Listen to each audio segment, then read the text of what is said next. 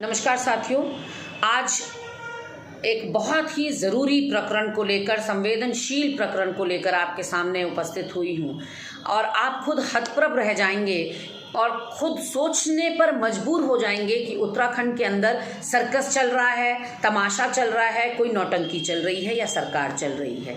आपको मैं बताना चाहती हूँ साथियों, महेश नेगी जो दोराहाट के विधायक हैं, उनके ऊपर दोराहाट की ही एक युवती ने यौन उत्पीड़न का आरोप लगाते हुए कहा कि पिछले 3 साल से महेश नेगी के साथ उनके संबंध रहे हैं और महेश नेगी ने उनका 3 सालों में उत्पीड़न किया है और जो उस महिला की बच्ची है 2-3 महीने की, वो ये आरोप लगाती हैं कि डीएनए टेस्ट कराया जाए और विधायक साहब से मिलान उसकी बच्ची का कराया जाए और अगर विधायक जी पिता साबित होते हैं तो फिर पिता का अधिकार उसको, पुत्री का अधिकार उसकी बेटी को मिलना चाहिए। ये उसने गुहार सरकार से लगाई।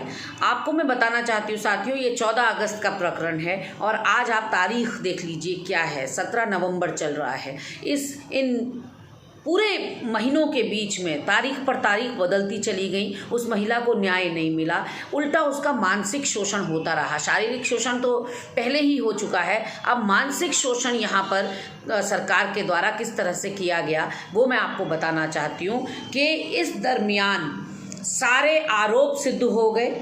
आप लोगों के सामने इस प्रकरण को लेकर बहुत दिनों बाद आ रही हूँ, इसलिए पिछली जांचों का हवाला आपको दे रही हूँ।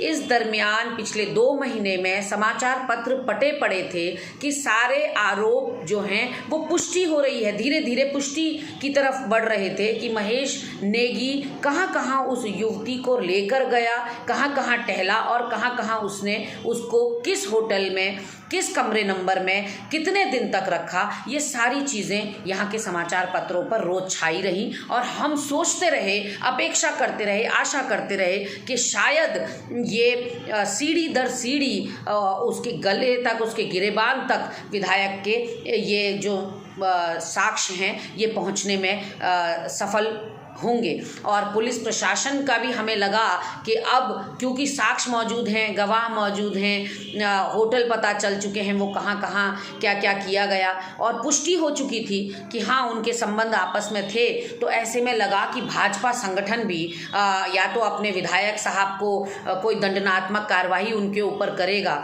और विधानसभा अध्यक्ष की तरफ से ये लगा कि वो शायद उनका जो सदस्यता है विधानसभा की उनको निलंबित करेंगे, निष्कासित करेंगे सदस्यता से। लेकिन ऐसा कुछ देखने में नहीं आया साथियों। विधायक साहब आज भी विधायक महोदय हैं और जिस तरह से कल एक बड़ा घटनाक्रम हुआ और उस महिला को ही आरोपी सिद्ध करते हुए चार्जशीट दाखिल की गई पुलिस प्रशासन की ओर से हाईकोर्ट में, वो अपने आप में चौंकाने वाली थी। और आज मात्र 15-16 घंटे के अंदर ये पता चल रहा है कि पुलिस प्रशासन ने वो चार्जशीट विड्रॉ कर ली है, वापस ले ली है और जो प्रकरण है, जो जांच है वो पौड़ी के महिला थाने में, श्रीनगर के महिला थाने में उसका ट्रांसफ़र कर दिया है केस का। तो अब आप सोचिए कि कितनी बड़ी किरकिरी सरकार की यहाँ पर हो रही है। पुलिस प्रशासन जो अपने प्रोटोकॉल, अपने डिसिप्लिन के लिए जाना जाता है, वो इतनी बड़ी कोताही कैसे कर सकता है कि आप 15 घंटे पहले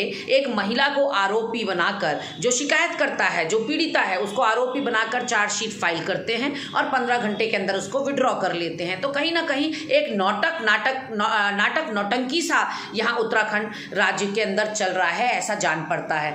मैं सवाल पूछना चाहती हूँ त्रिवेंद्र रावत जी से कि आपकी चुप्पी के मायने क्या हैं। मैं सवाल पूछना चाहती हूँ विधानसभा अध्यक्ष प्रेमचंद अग्रवाल जी से, आपकी चुप्पी के मायने क्या है। मैं सवाल पूछना चाहती हूँ बंशीधर भगत जी से, आप लोग जो सत्ताधारी दल के लोग हैं, आपके घर में भी बहन बेटियां होंगी, क्या ऐसे असामाजिक तत्वों को, क्या ऐसे यौन उत्पीड़न करने वाले व्यक्तियों को समाज में उनकी कोई जगह होनी चाहिए? कम से कम उनका संरक्षण किया जाना चाहिए, उनका सत्कार होना चाहिए, उनको विधायक रहने का अधिकार होना चाहिए। ये सारे सवाल मेरे उत्तराखंड की प्रबुद्ध जनता से भी हैं, आप लोगों से भी हैं कि क्यों ऐसे लोग चुनकर विधानसभा भेजे जाते हैं जिनसे हमको अपनी ही बेटियों की रक्षा करनी पड़े, जो रक्षक के भेष में भक्षक साबित हो रहे हों। क्या हमने ऐसे लोगों को वोट देकर विधानसभा भेजना चाहिए?